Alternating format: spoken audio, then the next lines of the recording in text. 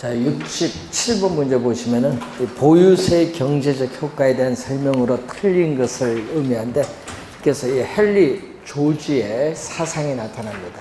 자, 두 가지가 있는데, 자, 1번 지문 보시면은 이 토지에서 나오는 지대 수입에 대해서 100% 세금으로 징세라는 것은 세금으로 징수하는 건데, 세금으로 징수를 하게 되면은 정부의 그 지대의 수입을 가지고 정부의 재정 지출을 충분히 충당할 수 있다고 주장합니다. 그래서 토지 이외에 토지 이외에 모든 조세는 철폐하자고 주장합니다. 이것을 전문용어로 토지에 대한 단일세라고 합니다. 그래서 1번 지문은요, 토지의 단일세를 주장하자는 그 내용이 1번 지문이고, 자, 2번 지문 보시면은 2번 지문이 정답인데, 이 헨리 조지는 또 완전 비탄력적인 공급 곡선입니다. 여러분 작년 시험에도 출제했거든요. 완전 비탄력적이라는 용어가 나오면은 수직선이라는 걸 꼭 명심해 두셔야 됩니다. 자, 완전 비탄력적인 수직선인데 주의해야 될 것은 완전 비탄력적인 토지 공급의 가격 탄력성은 얼마? 제로. 작년 시험에는요, 토지 공급의 가격 탄력성은 0인 경우로 출제했습니다. 0인 경우는 완전 비탄력적인 수직선이다. 이렇게 보시면 되겠죠. 자, 이때 공급은 이렇게 고정이 되어 있는 상태입니다. 이때 정부가 토지에 대한 보유세를 부과한 거죠. 자, 이런 보유세 하면 대표적으로 재산세와 종합부동산세 생각하면 되는데, 토지 보유세를 부과를 하더라도 공급은 고정되어 있기 때문에 공급 곡선을 세금액만큼 이동을 못 시켜요. 토지 공급량은 변화가 없다. 자, 주의해야 될 것은요, 세금을 부과하면은 일반적으로 공급량은 줄어듭니다. 세금 부과하면. 근데 이 공급량 자체가 변화가 없다. 이게 중요한 거거든요. 항상 시험 문제 보면은 공급이 고정이 되어 있기 때문에 세금을 부과하더라도 공급량 자체는 변화가 없다. 꼭 기억해 두시고, 그러기 때문에 이 자원 배분, 토지 시장에서의 자원 배분에 있어서의 왜곡을 초래하지 않는다. 자원 배분의 왜곡을 초래하지 않는다. 그럼 시험 문제는요, 여기에 출제를 하는 지문이죠. 자원 배분의 왜곡을 초래하지 않는다. 이때의 세금을 효율적인 세금이라고 합니다. 효율적인 세금이라고 하고, 이때 여러분이 주의를 해야 됩니다. 아직 출제를 한 번도 안 했는데 출제 유형 교재에 이 지문이 떠요. 그럼 이건 어디서 들어봤다? 여기서 들어본 겁니다. 토지세의 중립성이 나타났다고 합니다.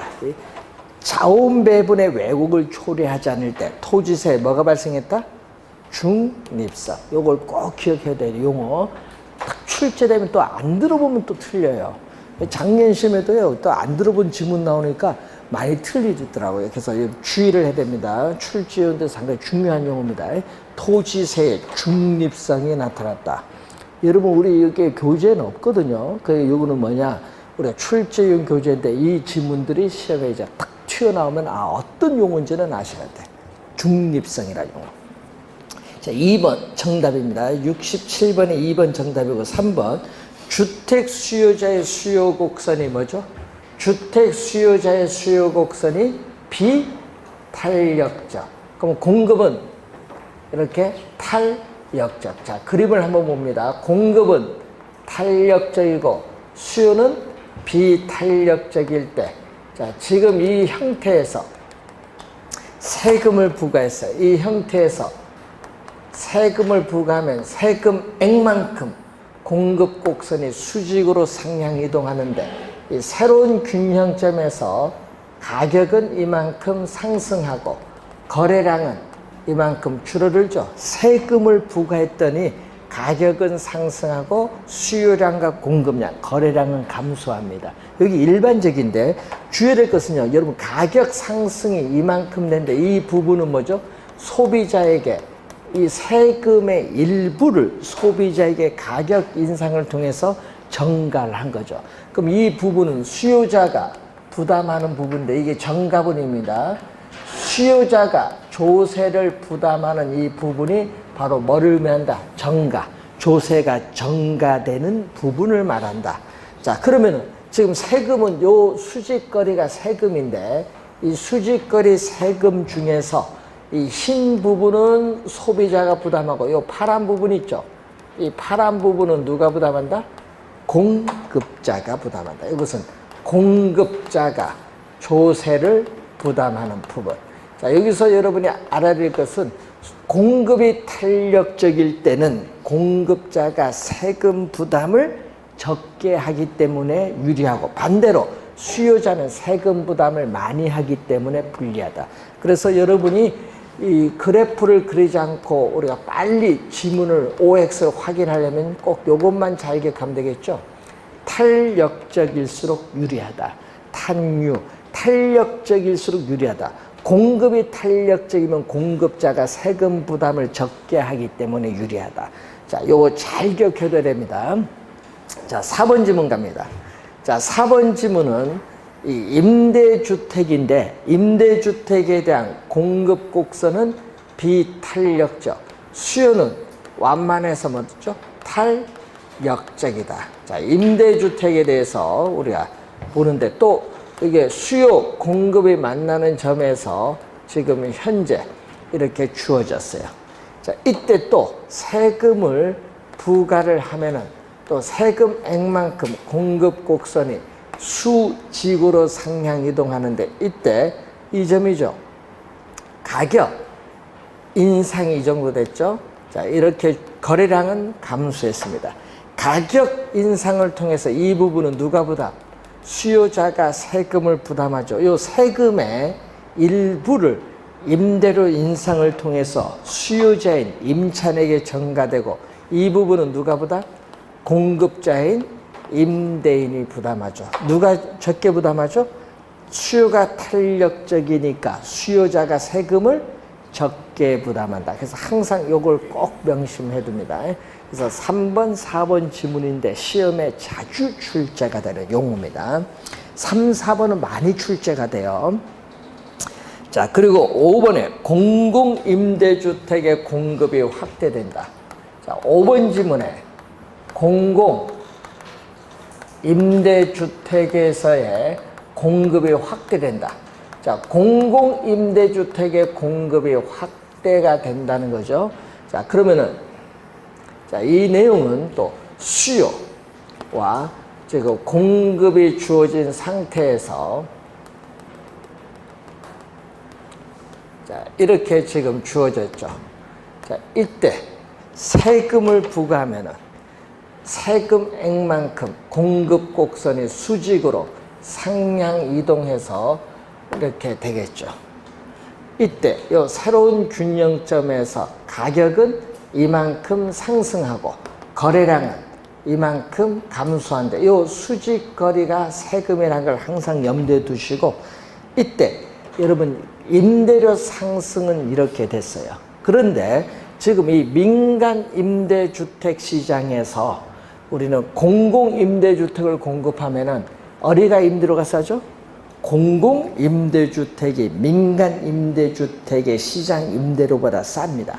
그러면 민간임대주택 시장에 이 민간임대주택 시장에 살고 있는 저소득층 가구는 임대료가 당연히 싼 어디 공공주택이 공급되는 지역으로 저소득층 가구는 뭐죠? 이동을 해가요. 이동을 해간다. 여러분 이동을 하면은 탄력적이 돼요.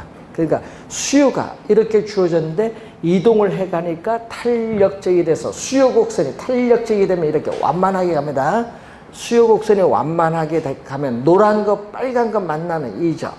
이 점에서 임대료 상승은 이 정도밖에 안 돼요.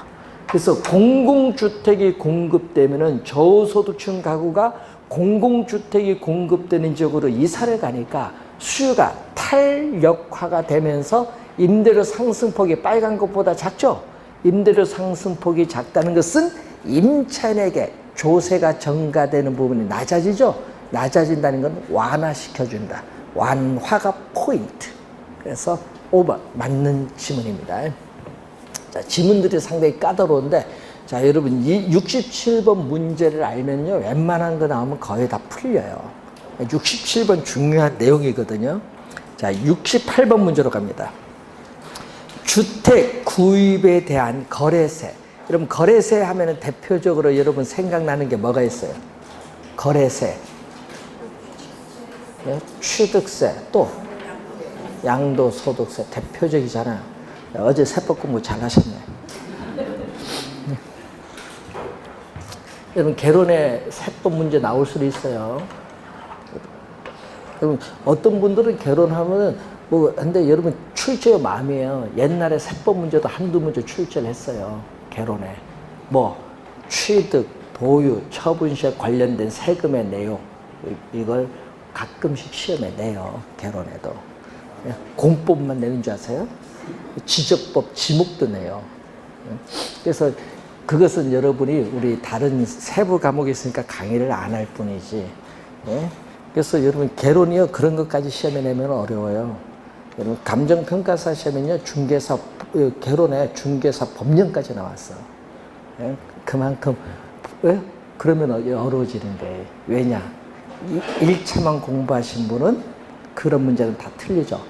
세법, 공법, 공시법 나오면, 중개사법까지 나오면 다 틀리지. 그래서 여러분 가끔씩 출제를 합니다. 중개 실무에 관련된 내용들이 가끔 개론에 나오기도 해요. 그래서 개론은 그래서 좀 마음이 괴로운 학문입니다. 자, 거래세 인상에 따르는 경제적 후생의 변화로 틀린 것은, 자, 우상향하는 공급 곡선과 우하향하는 공급 곡선을 가정하는데, 자, 여러분 1번 보세요. 1번 요거 생각을 합니다. 탄유. 자, 수요 곡선이 공급 곡선보다 더 탄력적이다. 그럼 수요 곡선이 공급 곡선보다 더 탄력적이라는 것은, 수요가 탄력적이면 공급은 상대적으로 비탄력적이다 이 말이에요. 그럼 수요가 탄력적이면 수요자가 세금 부담을 적게 하기 때문에 유리하다. 여기 1번 설명. 2번, 공급 곡선이 수요 곡선보다 더 탄력적이다. 공급이 더 탄력적이면은 공급자가 또 세금 부담을 적게 하기 때문에 유리하다. 여기 1번, 2번 설명. 그림 안 그려도 되죠? 탄유만 알면 이제 판단하면 돼. 어느 게 탄력적인지. 그래서 1번, 2번 설명은 탄력적일수록 유리하다는 것만 아시면 돼요. 자, 그리고 세 번째 설명을 하는데, 자, 여러분 시험 문제에 또 새로운 용어가 또 나왔어. 여러분 수요가 주어졌거든요. 공급이 주어졌습니다. 수요, 공급이 만나는 점이 바로 뭐죠? 수요와 공급이 만나는 점이 균형 가격과 균형 거래량 배우셨어요. 자, 그러면 시장에서 이 수요 공급이 교차하여 균형 상태에서 거래가 이루어져요. 교환이 이루어지는데, 교환이 이루어지는 이유는요, 소비자도 만족을 얻고 생산자도 만족을 얻기 때문에 그래요. 자, 이만큼 소비하면 얼마? 자, 이만큼 소비하면은 소비자들은 수요 곡선과 만나는 점, 이 가격까지 기꺼이 지불할 용의가 있는데, 실제는 시장에서 균형 가격을 지불하기 때문에 이만큼의 이득을 얻고 있어요. 소비자는. 그럼 만약에 이만큼 소비하면은 소비자들은 또 수요 곡선과 만나는 점, 여기까지는 지불할 용의가 있는데, 실제도 균형을 또 지불하니까 또 이만큼의 이득을 얻어요.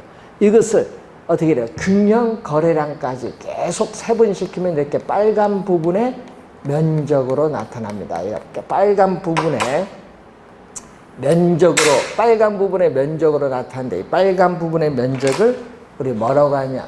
소비자가, 우리는 균형 거래량까지 소비함으로써 얻는 만족이에요. 그러니까 균형 가격에 소비함으로써 소비자가 얻는 만족, 이걸 뭐라고 한다? 소비자 잉여라는 용어를 사용해요. 소비자 잉여. 자, 잉여라는 용어를 사용했어요. 소비자 잉여. 자, 그러면 또 한번 볼까요? 생산자는 이만큼 공급을 하면은 공급 곡선과 만나는 점, 나는 이만큼 최소한 받아야 되는데 시장에서 실제 얼마? P1을 받으니까 또 이만큼의 뭐를?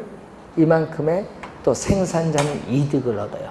그럼 만약에 또 이만큼 공급하면은 또 공급 곡선과 만나는 점까지는 나는 받아야 되겠는데 실제 또 균형 가격을 받으니까 이만큼의 또 이득을 얻어요. 자, 이것을 계속 균형 거래량까지 가면요. 또 이만큼의 뭐를 얻고 있다? 생산자가 이익을 얻고 있는데 이것을 우리는 또 시장에서 P2로 거래가 이루어지면서 생산자가 얻는 만족, 생산자 잉여라고 해요. 이 두 가지를 더해주면은 이게 사회적인 우리가 총잉여예요. 이 사회적인 총잉여죠. 이 사회적인 총잉여는 소비자 잉여와 생산자 잉여를 대준 거예요. 그래서 여러분 시장에서 가격이 결정돼서 거래가 이루어지면은 소비자도 만족을 얻고 생산자도 만족을 얻기 때문에 교환이 이루어져요. 근데 둘 중에 하나가 손해보면 교환이 안 이루어지죠. 둘 다 이득을 얻어야 교환이 이루어지는 겁니다. 자, 그런데 요걸 왜 설명했냐면은 이제 여러분 거기 문제를 봤더니 이런 얘기가 나와요. 자, 수요 곡선, 공급 곡선이 주어진 상태죠. 자, 여기 부가전, 자, 조세, 거래세를 부과하기 전이죠. 자, 요것도 거래세를 또 뭐죠? 부가전.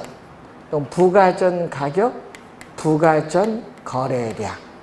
자, 이때 거래세를 부과하면은 어떻게 되느냐?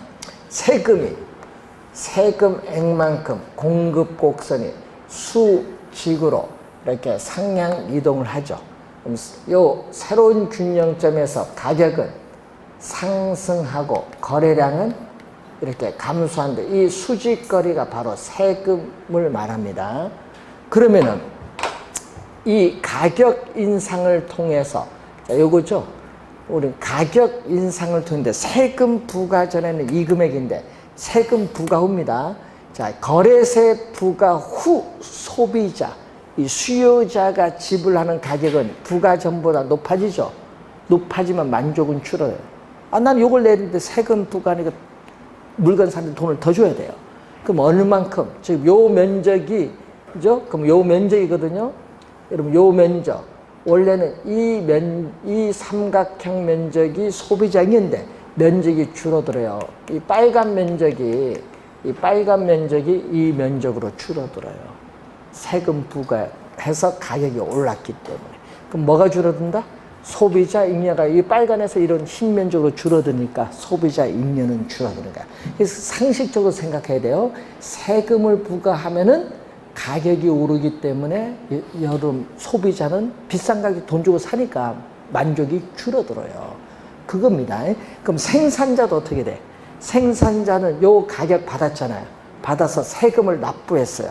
세금을 납부해서 생산자가 실제로 받는 금액은 요 파란 선이에요. 그럼 또 요 부분은 또 누가 부담했죠? 생산자가 부담을 했는데 생산자는 또 이 파란 면적에서 어떻게 돼요? 또 요 부분은 또 세금 납부해버리니까 요 부분 면적이 줄어들어요. 이 면적으로 줄어들면서 또 생산자도 또 잉여가 뭐 한다? 감소해요. 생산자가 세금 부과 후 실제로 받는 금액이 낮아지니까 부가전보다 낮아지니까 생산자도 잉여가 줄어들어요. 그래서 일반적으로요 세금 부과하면요 소비자도 만족이 줄어들고 생산자도 만족이 줄어드는 거예요. 그러면은 요 부분은 누가 부과? 자, 요거는 누가 부담? 자, 이 빨간 부분은 소비자가 부담하는 부분. 그리고 요 파란 부분은 누가 부담한다? 생산자가 부담하는 부분이에요. 그러면 소비자 부담, 생산자 부담 더해준 요 면적이 있죠? 이 면적. 이 소비자, 생산자 부담 요거 두 개를 더해준 이 면적을 우리 뭐라고 한다? 정부의 조세 수입이야. 그러면 이 면적이 정부의 조세 수입인데 그러면은 세금을 부과를 했더니 조세 수입은 요건데 문제는 소비자, 생산자, 잉여가 줄어든 부분에서 이것은 없어져 버렸어요. 이 부분이 어떻게 세금을 부과했더니 사회에서 없어져. 요 부분은 정부가 조세로 가져갔고 소비자, 생산자, 잉여 줄어든 부분에서 이 부분은 정부가 조세로 가졌는데 이것은 사회에서 없어지는 부분이에요. 그래서 세금 부과하면 이렇게 사회적인 후생, 잉여가 줄어드니까 사회적 후생의 손실을 가져온다라는 지문 시험에 많이 나오죠. 정부의 시장 개입은 오히려 사회적 후생의 손실을 낳을 수 있다. 이 점 출제 많이 하잖아요. 그게 바로 예를 들면 세금 부과하면 그렇잖아요. 그럼 이 부분이 사회적 후생의 손실인데 이것을 여러분 거기 5번 지문에 뭐가 나왔죠? 경제적 순손실이에요. 경제적 순손실이 발생하는 겁니다. 자, 번역은 이걸 번역한 겁니다. dead, weight, loss. 이 영어 단어를 번역한 건데 dead는 죽는 거죠. 죽을 사자. weight는 무거울 중자를 써서 사중, loss는 손실. 사중 손실이라고 돼. 경제적 순손실을 다른 말로 사중 손실인데 여러분 작년 시험에도 경제적 순손실로 냈어요. 자, 여러분이 용어 경제적 순손실 그림에서 어떤 그림이냐 요거죠. 요 노란 부분 요게 바로 경제적 순손실이다. 그럼 요거 얼마냐? 요거 삼각형 면적 구할 수 있어요? 네, 중학교 2학년 때 배우잖아요. 요게 뭐죠? 조세죠? 조세 얼마 부과했잖아요. 조세에다가 요거 거래량 줄어든 거 곱해주면은 돼요. 그래서 2분의 1 곱하기 밑변 곱하기 높이가 삼각형 면적이에요.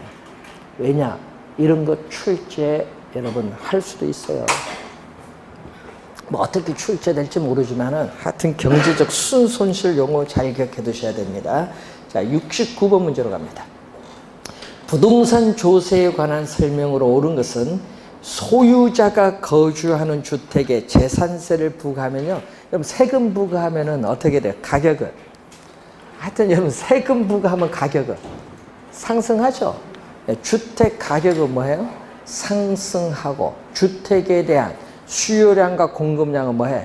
감소해요. 그러니까 1번 틀렸지 뭐. 수요가 증가하는 것이 아니라 주택 수요량과 공급량은 뭐다? 감소합니다. 2번 임대주택에 재산세를 부과하면 또 임대료는 뭐해? 재산세를 부과하면 임대료는 뭐한다? 상승하고 임대주택이라는 수요량과 공급량은 뭐한다? 감소하지. 2번도 틀렸고 3번 주택의 취득세율을 낮추면 주택 구입 시에 취득하는 데 세금 부담이 낮아지니까 주택 수요는 증가할 것이다. 감소가 아니라 증가할 것이다. 또 틀렸고 4번에 주택 공급의 동결 효과인데 자, 지금 현재 주택 가격이 급등하고 있어요. 주택 가격이 급등하고 있기 때문에 정부는 주택 가격을 안정시킬 목적으로 양도소득세를 뭐 했다? 중과세를 했어요. 중과세를 하게 되면은 주택 소유한 사람은 주택을 뭐 한다? 처분을 하면은요, 세금 양도소득세를 많이 부담을 합니다. 그래서 처분을 하려고 하지 않는다. 처분하지 않고 계속 보유를 합니다. 처분을 미룬다는 얘기예요. 처분을 하지 않고 미뤄서 계속 보유를 해요. 그러다 보니까 처분을 미루는 거죠. 그래서 주택, 팔려고 내놓은 주택도 걷어들여요.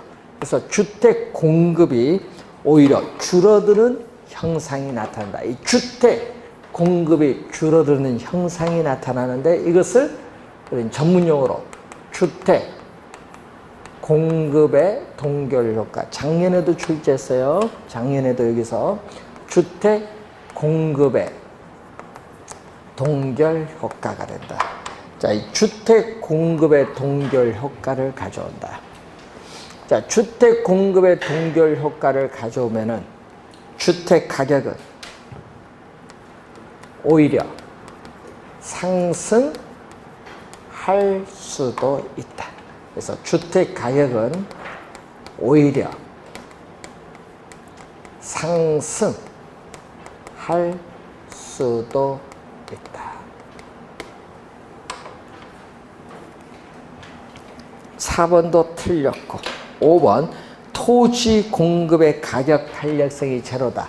자, 여러분 토지 공급의 가격 탄력성이 제로면은 어떤 경우?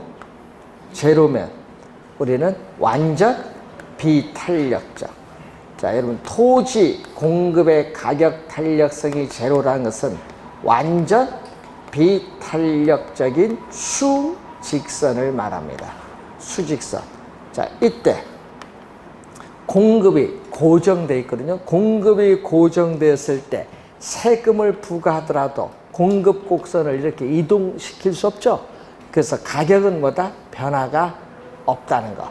그래서 이 완전 비탄력적일 때 우리는 조세를 부과하더라도 가장 중요한 것은 가격은 변화가 없습니다. 그럼 가격은 변화가 없다는 것은요, 수요자에게 세금을 부과하면은 가격 인상을 통해서 조세 일부를 수요자에게 또 넘겨야 되는데, 정가를 시켜야 되는데, 가격은 변화가 없으니까 조세가 정가를 시킬 수 없어요. 수요자에게 조세가 정가 안 되니까 누가 다 세금 내야 돼? 공급자가 조세를 전부 부담해야 돼.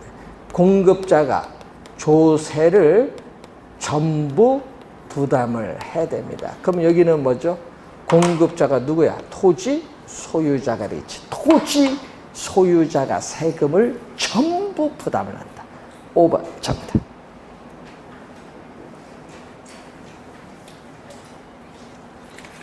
용어 해석을 잘 해두셔야 되겠고요. 71번 문제로 갑니다. 71번. A 지역 아파트의 공급 곡선은 완전 비탄력적이고 수요 곡선은 우하향한다. 정부가 아파트 매도자에게 양도차익의 50%를 양도소득세를 부과했다. 자, 그럼 요거 보시면 돼, 또. 자, 요거 보면 어떻게 돼? 완전 비탄력적 공급 곡선 우하향하죠. 공급이 또 고정됐죠. 고정됐을 때 공급자 누구? 매도인에게 양도소득세를 중과하더라도 가격은 뭐예요? 변화가 없으니까 누가 세금 다 내야 돼? 공급자, 매도인이 양도소득세를 전부 부담합니다. 3번 정답.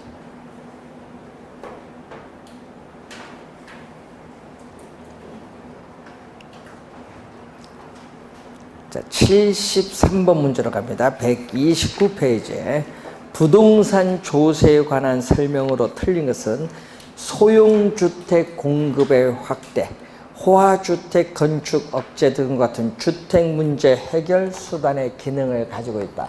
자, 1번과 2번은 부동산 조세의 기능을 묻는 거죠. 부동산 조세의 기능. 네 가지가 있는데, 그 1번 주택 문제 해결 수단의 기능. 두 번째, 민간 부문과 공공부문 사이의 자원을 배분하는 기능을 가져요.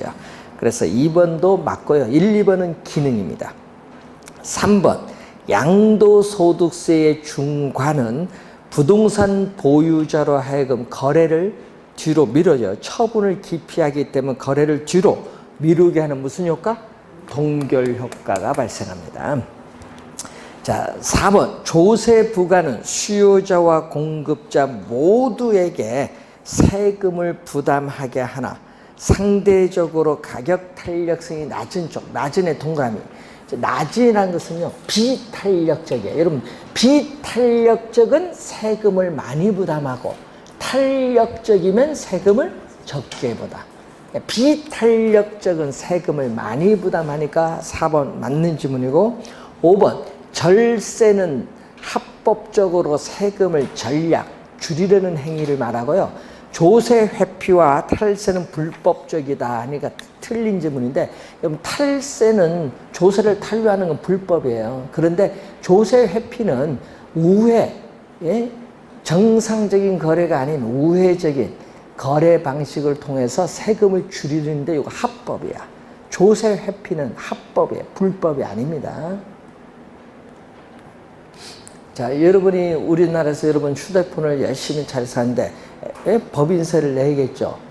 회사잖아요. 뭐 애플도 회사니까 법인세 내야 되는데 몇 프로 내냐? 우리나라 법인세 몇 프로죠? 25% 내는데 25% 안 내죠. 7% 냅니다. 그럼 뭐 한다? 아까 얘기했죠. 왜 정상적 25% 아니야? 우회 거래를 해. 우회 형식을 통해서 거래를 했다는 얘기예요. 그럼 우리나라 삼성전자도 미국에 수출하면 거기 미국의 법인세 지금 많이 떨어져서 17%인데 그거 내냐? 아니죠. 또 우리도 어디 베트남이나 멕시코 통해서 우회해서 수출하죠. 그러면은 뭐 한다? 세금을 거기서 하면은 5% 정도밖에 안 내는 거예요. 그런 게 뭐죠? 합법적을 통해서 세금을 줄이는 겁니다. 우리 조세법은 뭐 나쁜 걸로 생각하는데 합법이에요. 합법. 불법이 아니라는 거. 자, 75번 문제로 갑니다. 부동산 조세에 대한 설명으로 틀린 것은 또 부동산 조세 기능 중에 하나는 공공부문뿐만 아니라 민간 부문에서도 활용할 수 있도록 자원 배분하는 기능 가지고 있고 또 주택 문제 해결 기능도 있어요. 1, 2번은 기능입니다. 3번 다른 조건이 동일할 경우에 주택 가치에 동일한 비율, 예를 들면 뭐 20% 이런 식으로 동일한 비율로 적용되는 재산세는 저소득층이 오히려 세금을 더 많이 부담하는 역진세적인 성격이 있다. 그래서 여러분 상식적으로 옛날에 보시면요, 여러분 무슨 얘기냐면 노무현 대통령 시절에 재산세를 인상을 했어요.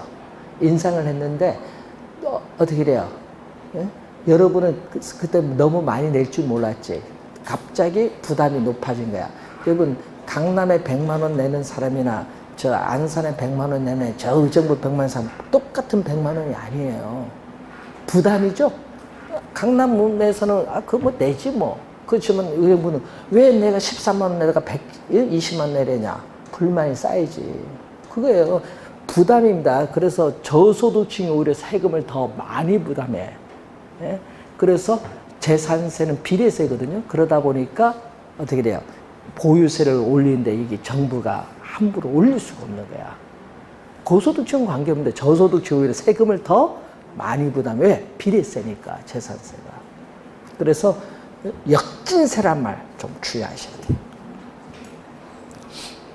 자, 수요가 거기 보시면 4번에 정부에서 재산세를 상승시켰을 때 다른 조건이 동일할 경우에 통상 임대인은 부과되는 세금의 일부를 뭐를 통해서? 임대료 인상을 통해서 임차인에게 뭐죠? 전가시킵니다. 수요가 완전 탄력적. 자, 여러분 수요가 완전 탄력적이면 이렇게 뭐가 되죠? 수평선. 자, 수요가 완전 탄력적이면은 수평선이 되죠. 자, 이렇게 주어졌는데 세금을 부과하면은 자, 세금을 부과하면 세금액만큼 공급 곡선이 수직으로 상향 이동하는데 새로운 균형점에서도 가격은 변화가 없죠. 가격은 변화가 없으니까 수요자에게 가격 인상을 통해서 조세를 전가시킬 수 없으니까 누가 다 내야 되죠? 공급자. 그러니까 전부 임차인이 아니라 공급자인 임대인에게 귀착이 됩니다. 5번 틀린 질문. 자, 76번 문제로 갑니다. 정부에서 주택시장을 안정시키기 위해서 주택 매도인에게 양도소득세를 중과하기로 했다. 주택 수요의 가격 탄력성이 뭐죠? 주택 수요의 가격 탄력성은 비탄력적이고 주택 공급의 가격 탄력성은 뭐다? 탄력적이다. 그림 보면 이런 그림이죠. 자, 이 그림이 주어졌을 때 양도소득세를 뭐다? 중과를 하겠죠. 자, 양도소득세를 중과하기 전 가격. 여기는 중과하기 전 또 뭐다? 거래량. 중과하기 전 가격, 거래량이 주어졌어요. 이때 양도소득세를 중과세를 하면은 세금액만큼 공급 곡선이 수직으로 상향 이동하는데 이렇게 가격은 오르죠.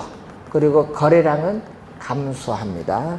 자, 1번 양도소득세 납부 후 매도인이 실제로 받는 금액 요거. 자, 매도인이 실제로 받는 금액은 요거야. 매도인이 실제로 받는 금액은 요거죠. 중과전보다 뭐 낮아집니다. 1번 틀린 지문. 2번 양도소득세가 중과되기 전보다 거래량은 뭐죠? 거래량은 감소한다. 2번도 틀렸고 3번 양도소득세 중과 후에 매수인이 지불하는 가격은 요거. 매수인이 지불하는 가격은 중과 전보다 뭐 높아진다. 3번도 틀렸고 4번 가격 인상을 통해서 요거 누가 보다? 요건 수요자 매수인보다. 요거는 누가 부담? 매도인 공급자보다. 매수인이 많이 부담하죠. 그럼 양도소득세의 중과 효과는 매수인이 많이 부담하기 때문에 수요자인 매수인에게 더 크게 작용하죠. 4번 정답. 자, 5번 요거죠. 공급은 뭐다? 탄력적이면 가격 변화에 대해서 민감하게 반응하는 거고, 비탄력적은 가격 변화에 대해서 민감하게 반응하지 않는다. 그 5번 정답 4번입니다. 자, 132페이지 77번 문제로 갑니다. 부동산 조세에 관한 다음 설명 중 맞는 것끼리 묶여진 것. 부동산 조세 귀착 문제. 자, 여러분 조세의 귀착은 정부가 공급자에게 조세를 부과했을 경우에 실질적으로 누가 조세를 부담하느냐의 문제죠. 그러면 이 조세의 귀착은 수요와 공급 곡선의 상대적 탄력성에 따라 달라지죠. 아까 탄력적일수록 세금 부담을 적게 하기 때문에 유리하다는 거 꼭 기억해 두시면서 기억 맞는 지문이고 니은 수요가 완전 비탄력적이다. 자, 수요가 완전 비탄력적일 경우에는 수직선. 자, 완전 비탄력적일 때 공급 곡선이 이렇게 주어졌죠. 자, 이렇게 주어졌을 때 가격이 어떻게 돼요? 세금을 부과하면 세금액만큼 공급 곡선이 수직으로 이동하는데 이 세금 수직거리 전부가 가격 인상을 통해서 누구에게? 수요자에게 뭐 한다? 100% 전가했어요. 누가 다 부담한다? 이것은 수요자가 조세를 전부 부담. 니은 틀린 지문. 세 번째 공급이 요거죠. 공급이 완전 비탄력적일 땐 세금은 누가? 공급자가 전부 부담. 요것도 디귿도 틀렸어요. 자, 네 번째 수요가 탄력적이면은 탄력적이에요. 그럼 수요자가 세금 부담을 적게 하기 때문에 유리. 그리고 다섯 번째 수요가 비탄력적이면 공급은 반대로 탄력적이죠. 공급이 탄력적이니까 공급자가 세금을 적게 부담하기 때문에 유리하다. 네 번째, 다섯 번째는 맞습니다. 기역, 니을, 미음이 맞는 지문이에요. 2번 정답. 자, 78번 문제로 갑니다. 부동산 조세의 경제적 효과에 대한 설명 중 틀린 것은 양도소득세가 중과가 되면은 주택 공급의 동결 효과로 인해서 주택 가격이 오히려 상승할 수도 있다. 맞는 지문이고 2번 임대주택의 재산세가 부과되면은 부과된 세금은 장기적으로 임대료 인상을 통해서 임차인에게 전가될 수 있다. 맞고 공급인 탄력적, 수요는 비탄력적. 그럼 누가? 공급이 탄력적이니까 공급자가 세금을 적게 부담. 네 번째, 토지 이용을 특정 방향으로 유도하기 위해서 정부가 토지 보유세를 부과할 때, 자, 밑줄은 토지 용도에 관계없이 동일한 세금 부과. 밑줄인데 여러분 요거 주의 많이 해야 될 지문인데 요거 우리 한양대 김지영 교수 교재에 나온 지문이에요. 출제위원이거든요. 거기에 뭐라 나왔어요? 토지 용도에 따라 세금을 달리 부과됩니다. 토지 용도에 따라 세금을 달리 부과. 4번 정답인데 요거 두 번 정답 지문으로 출제했어요. 그만큼 중요한 지문이라는 걸 염두에 좀 두시고. 자, 5번은 요 얘기죠. 헨리 조지입니다. 토지 공급 곡선이 완전 비탄력적인 수직선일 때는 세금을 부과하더라도 공급량은 변화가 없기 때문에 자원 배분의 왜곡을 초래하지 않는다. 여기 5번 설명. 자, 79번 문제로 갑니다. 부동산 조세에 관한 설명으로 틀린 것은 부동산 취득 단계에서 부과되는 조세로서는 취득세, 인지세가 있죠. 그럼 처분 단계에 부과하는 조세로서는 양도소득세 또는 인지세 뭐 이렇게 나오겠죠.